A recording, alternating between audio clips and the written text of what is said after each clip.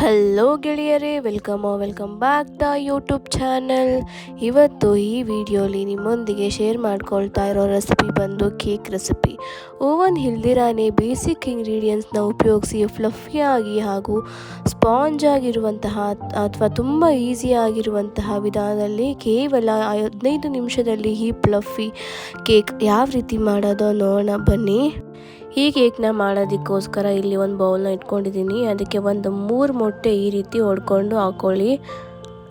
ಈ ಕೇಕ್ನ ತುಂಬ ಸಿಂಪಲ್ಲಾಗಿ ಮನೇಲಿ ಯಾರು ಬೇಕಾದರೂ ಮಾಡ್ಕೊಳ್ಬೋದು. ಕೇವಲ 15 ನಿಮಿಷದಲ್ಲೇ ರೆಡಿ ಆಗಿಬಿಡುತ್ತೆ. ಅಷ್ಟು ಸೂಪರ್ ಟೇಸ್ಟಿಯಾಗಿ ಹಾಗೂ ತುಂಬ ಸಿಂಪಲ್ ಅಂತಲೇ ಹೇಳ್ಬೋದು. ಆದರೆ ನಾನು ಹೇಳುವಂತಹ ಇಂಗ್ರೀಡಿಯೆಂಟ್ಸ್ ಅದೇ ಮೆಷರ್ಮೆಂಟೊಂದಿಗೆ ಮಾಡಿದ್ರೆ ನೀವು ಮಾಡುವಂತಹ ಕೇಕ್ ತುಂಬ ಫ್ಲಫಿಯಾಗಿ ಸ್ಪಾಂಜಿಯಾಗಿರುತ್ತೆ. ಇನ್ನು ಸ್ವಲ್ಪ ದೊಡ್ಡದು ಬೇಕಂದರೆ ಮೆಷರ್ಮೆಂಟ್ಸ್ನ ಡಬಲ್ ಮಾಡ್ಕೊಳ್ಳಿ ಅಷ್ಟೇ. ಈ ರೀತಿ ಮೊಟ್ಟೆನ ಬೌಲಿಗೆ ಹಾಕ್ಕೊಂಡಿದ್ದ ನಂತರ ಇದನ್ನು ಇವಾಗ ಚೆನ್ನಾಗಿ ಮಿಕ್ಸ್ ಮಾಡ್ಕೊಳ್ಳಿ.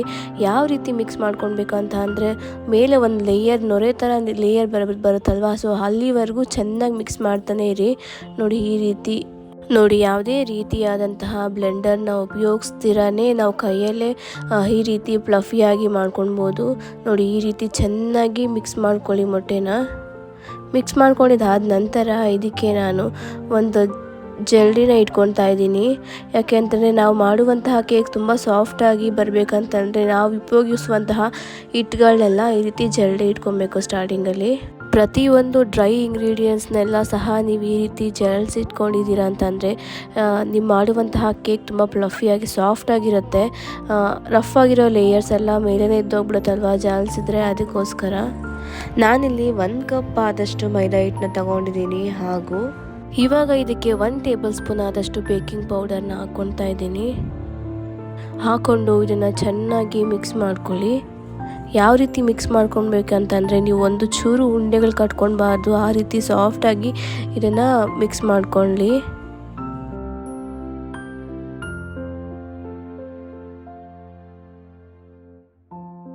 ನೋಡಿ ಈ ರೀತಿ ಕೂಲಾಗಿ ಸಾಫ್ಟಾಗಿ ಚೆನ್ನಾಗಿ ಮಿಕ್ಸ್ ಮಾಡ್ಕೊಂಡಿದ್ದ ನಂತರ ನಾನಿಲ್ಲಿ 1/4 ಕಪ್ ಆದಷ್ಟು ಬೆಣ್ಣೆ ತೊಗೊಳ್ತಾ ಇದ್ದೀನಿ. ಬೆಣ್ಣೆ ಕಾಯಿಸಿ ಹಾಕ್ಕೊಳ್ತಾ ಇದ್ದೀನಿ.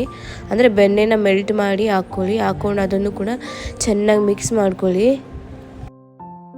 ನಂತರ ಇದಕ್ಕೆ ವೆನಿಲಾ ಎಸೆನ್ಸ್ ಒಂದು 3-4 ಡ್ರಾಪ್ಸ್ ಹಾಕ್ಕೊಳ್ಳಿ. ಆ ವಿಡಿಯೋ ಕ್ಲಿಪ್ ಮಿಸ್ ಆಗಿಬಿಟ್ಟಿದೆ. ಹಾಕ್ಕೊಂಡು ಅದನ್ನು ಕೂಡ ಈ ರೀತಿ ಚೆನ್ನಾಗಿ ಮಿಕ್ಸ್ ಮಾಡ್ಕೊಳ್ಳಿ. ಎಲ್ಲ ಇಂಗ್ರೀಡಿಯೆಂಟ್ಸ್ನು ಸಹ ಈ ರೀತಿ ಚೆನ್ನಾಗಿ ಮಿಕ್ಸ್ ಮಾಡ್ಕೊಂಡಿದ್ದಾದ ನಂತರ ನಾನಿಲ್ಲಿ ರೌಂಡ್ ಆದ ಒಂದು ಪಾತ್ರೆ ತೊಗೊಂಡಿದ್ದೀನಿ. ಈ ಕೇಕ್ ಮಾಡಲಿಕ್ಕೆ ಕೇಕ್ ಮೌಲ್ಡೇ ಬೇಕಂತೇನಿಲ್ಲ. ನಿಮ್ಮ ಮನೇಲಿ ಯಾರ ಪಾತ್ರೆ ಇದೆಯೋ ಅದನ್ನು ಉಪಯೋಗಿಸ್ಬೋದು. ಒಂಥರ ರೌಂಡ್ ಆಗಿರ್ಬೋದು, ಸ್ಕ್ವೇರ್ ಶೇಪ್, ಯಾವ ಶೇಪ್ ಇದ್ರೂ ಪರವಾಗಿಲ್ಲ. ಸೊ ಅದಕ್ಕೆ ನಾನಿಲ್ಲಿ ಒಂದು ಬಟನ್ನ ತಗೊಂಡು ಎಲ್ಲ ಸ್ಪ್ರೆಡ್ ಮಾಡ್ಕೊತಾ ಇದ್ದೀನಿ.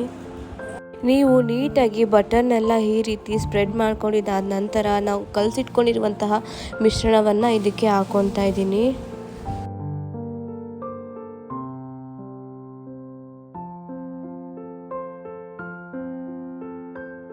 ನಂತರ ಸ್ಟವ್ ಮೇಲೆ ಒಂದು ಕುಕ್ಕರ್ನ ಇಟ್ಕೊಂಡು ಒಂದು 5 ನಿಮಿಷ ಅದನ್ನ ಹೀಟ್ ಆಗೋದಕ್ಕೆ ಬಿಡಿ. ಅದಕ್ಕೆ ಒಂದು 2-3 ಟೇಬಲ್ ಸ್ಪೂನ್ ಎಣ್ಣೆನ ಹಾಕ್ಕೊಂಡು ಅದನ್ನು ಕೂಡ ಒಂದು 5 ನಿಮಿಷ ಹಾಗೆ ಬಿಸಿ ಆಗಲಿಕ್ಕೆ ಬಿಡಿ. ಆಮೇಲೆ ಈ ರೀತಿ ಒಂದು ಸ್ಟ್ಯಾಂಡನ್ನ ತೊಗೊಳ್ತಾ ಇದ್ದೀನಿ. ಕಾಮನ್ ಆಗಿ ಈ ರೀತಿ ಸ್ಟ್ಯಾಂಡ್ ಎಲ್ಲ ಮನೆಗಳಲ್ಲೂ ಇರುತ್ತೆ. ಅದ್ರ ಮೇಲೆ ನಾವು ಮಿಕ್ಸ್ ಮಾಡಿ ಇಟ್ಕೊಂಡಿರುವಂತಹ ಕೇಕ್ ಬ್ಯಾಟರ್ನ ಇಟ್ಕೊಳ್ತಾ ಇದ್ದೀನಿ. ನಂತರ ಕುಕ್ಕರ್ನ ಕ್ಲೋಸ್ ಮಾಡ್ಕೊಳ್ಳಿ. ಕುಕ್ಕರ್ ಬೆಲ್ಟ್ ಹಾಗೆ ಇಲ್ಲಿ, ಬಟ್ ವಿಸಿಲ್ ಹಾಕಲಿಕ್ಕೆ ಹೋಗಬೇಡಿ.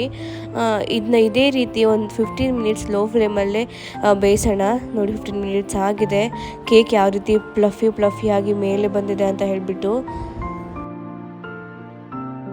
ಇವಾಗ ಕೇಕ್ ಬೆಂದಿದೆಯಾ ಇಲ್ವಾ ಅಂತ ನೋಡೋದಕ್ಕೆ ಒಂದು ನೈಫ್ ಆಗಿರ್ಬೋದು ಅಥವಾ ಒಂದು ಪಾಪ್ ಸ್ಟಿಕ್ ಆಗಿರಲಿ ಈ ರೀತಿ ಚುಚ್ಚಿ ನೋಡಿ, ಗೊತ್ತಾಗ್ಬಿಡುತ್ತೆ ನಿಮ್ಗೆ ಈಸಿಯಾಗಿ ಕೇಕ್ ಬೆಂದಿದೆಯಾ ಇಲ್ಲ ಅಂತ ಹೇಳಿಬಿಟ್ಟು. ಇವಾಗ ಕುಕ್ಕರಿಂದ ಕೇಕ್ನ ರಿಮೂವ್ ಮಾಡ್ತಾ ಇದ್ದೀನಿ.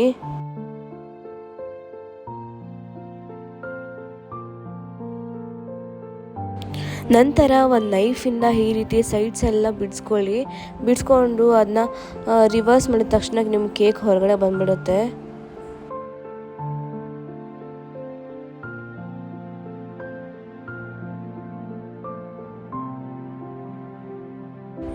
ನೋಡಿ ಫ್ರೆಂಡ್ಸ್, ಕೇಕ್ ಒಂಚೂರು ಅಂಟ್ಕೊಳ್ತೀರಾ ಸೇಮ್ ಬೇಕ್ರಿ ಸ್ಟೈಲಲ್ಲಿ ಯಾವ ರೀತಿ ನೀಟಾಗಿ ಬಂದಿದೆ ಅಂತ ಹೇಳಿಬಿಟ್ಟು. ಇವಾಗ ಇದನ್ನ ಕಟ್ ಮಾಡ್ಕೊಳ್ಳೋಣ. ನಿಮಗೆ ವಿಡಿಯೋಲಿ ನೋಡ್ತಿದ್ರೇ ಅರ್ಥ ಆಗಿರ್ಬೋದು ಅಲ್ವಾ, ಕೇಕ್ ಎಷ್ಟು ಸಾಫ್ಟಾಗಿ ಸ್ಪಾಂಜಿಯಾಗಿ ಫ್ಲಫಿಯಾಗಿ ಸೇಮ್ ಅಯ್ಯಂಗಾರ್ ಬೇಕ್ರಿಯಲ್ಲಿ ಸಿಗುವಂತಹ ರೀತಿಯೇ ಬಂದಿದೆ ಅಂತ ಹೇಳಿಬಿಟ್ಟು. ಈ ಕೇಕ್ನ ಬಿಸಿ ಇದ್ದಾಗೆ ಕಟ್ ಮಾಡೋದಕ್ಕಿಂತ ಒಂದು 5 ನಿಮಿಷ ಅಥವಾ 10 ನಿಮಿಷ ತಣ್ಣಕ್ಕಾದ ಮೇಲೆ ಕಟ್ ಮಾಡಿದ್ರೆ ಇನ್ನೂ ಸಾಫ್ಟಾಗಿ ಸ್ಪಾಂಜಿ ಆಗಿರುತ್ತೆ. ನೋಡ್ತಿದ್ರೇ ತಿನ್ನಬೇಕಂತ ಅನ್ಸುತ್ತಲ್ವಾ, ಅಷ್ಟು ಸ್ಮೂತಾಗಿ ಸಾಫ್ಟಾಗಿ ಬಂದಿದೆ. ಐ ಹೋಪ್ ಈ ವಿಡಿಯೋ ನಿಮ್ಗೆ ಎಲ್ಲರಿಗೂ ಸುಲಭ ಆಗಿದೆ ಯೂಸ್ಫುಲ್ ಆಗಿದೆ ಅಂತ ಅಂದ್ಕೊತೀನಿ. ಇನ್ ಕೇಸ್ ಈ ವಿಡಿಯೋ ನಿಮಗೆಲ್ಲರಿಗೂ ಇಷ್ಟ ಆಗಿದೆ ಅಂತ ಅಂದರೆ ದಯವಿಟ್ಟು ನನ್ನ ವಿಡಿಯೋನ ಲೈಕ್ ಮಾಡಿ, ನಿಮ್ಮ ಫ್ರೆಂಡ್ಸ್ ಆ್ಯಂಡ್ ಫ್ಯಾಮಿಲಿಗೆ ಶೇರ್ ಮಾಡಿ, ಹಾಗೂ ಹೊಸದಾಗಿ ಯಾರೆಲ್ಲ ನನ್ನ ಚಾನಲ್ ನೋಡ್ತಿದ್ದೀರೋ ದಯವಿಟ್ಟು ಸಬ್ಸ್ಕ್ರೈಬ್ ಮಾಡಿ ಹಾಗೂ ಸಪೋರ್ಟ್ ಮಾಡಿ. ಸಿಗೋಣ ಮತ್ತೆ ಮುಂದಿನ ರುಚಿಯಾದ ರೆಸಿಪಿಯೊಂದಿಗೆ. ಅಲ್ಲಿವರೆಗೂ ಟಾಟಾ, ಬಾಯ್ ಬಾಯ್.